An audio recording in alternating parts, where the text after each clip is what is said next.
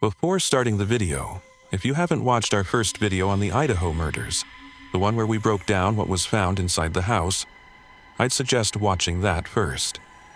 It'll help you understand how we reached this point and why so many questions still remain. Because today, we're not going back to the crime itself. We're going into what followed, the theories, the speculations, and the misconceptions that still surround this case. When a story grips millions, truth often becomes blurry. People start to fill the silence with their own explanations, and soon the line between fact and theory fades away. The Idaho murders didn't just take 4 lives, they created a mystery that the world still can't look away from. Some believe there's more to the story. Others think we already know the truth. But maybe there's something deeper than what any of us understand. It was a cold November night in Moscow, Idaho. 4 students, Kaylee, Madison, Xana, and Ethan, were found murdered in their rented house near the university. The country froze in disbelief.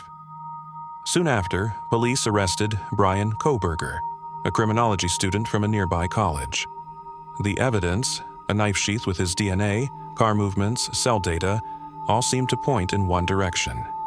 Yet, for many, it felt incomplete. And that's where the theories began. Theory number 1. Bryan Kohberger didn't act alone. This idea spread fast online.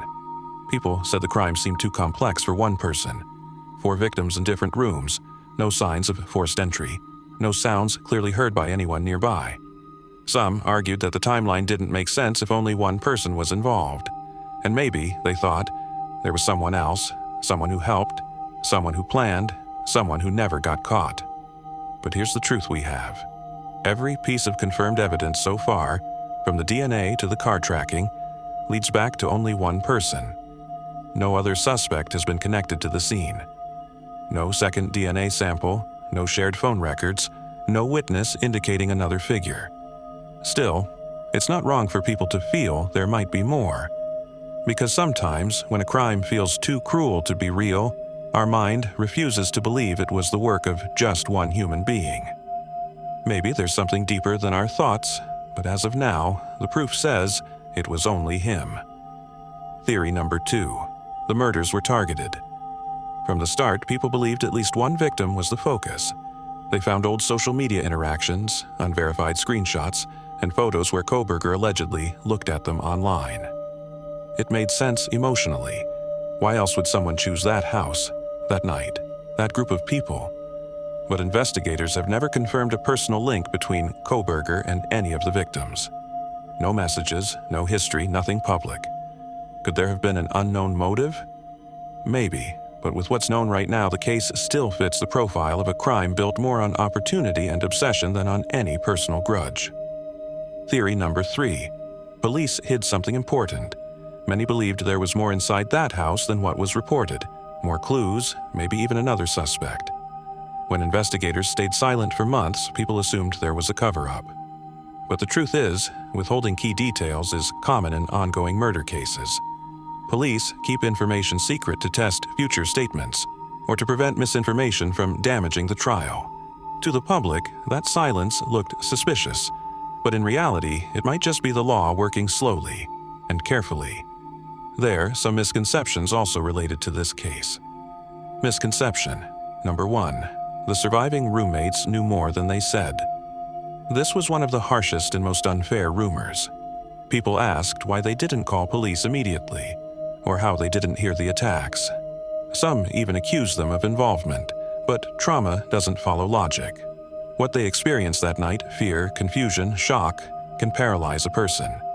Every second inside that house was unpredictable. Maybe we'll never truly understand what they went through. But assuming guilt from silence is not justice, it's cruelty. Misconception number 2. The murder weapon was already found and covered up. This rumor came from blurry photos and fake claims online. But the truth is simple. The murder weapon has never been recovered. And the objects people pointed out as proof were often misinterpreted photos or edited images from unrelated sources. It's easy for imagination to fill the blanks when police don't share every detail. But that gap is also where misinformation grows. Theories exist because people care. They want answers, closure, sense. But every theory also reminds us how fragile truth becomes when it's surrounded by noise. Maybe there is something more than what's public. Maybe time will reveal what words cannot. But until then, all we have are the facts and the silence between them. The Idaho case shows not just the darkness of one crime, but how the world reacts to it. How fear and curiosity can turn into endless speculation. Behind every theory, there are real people who lived, and families still waiting for justice. And behind every silence, there might be something deeper, something we're yet to understand. That's all for today. Join us on this journey.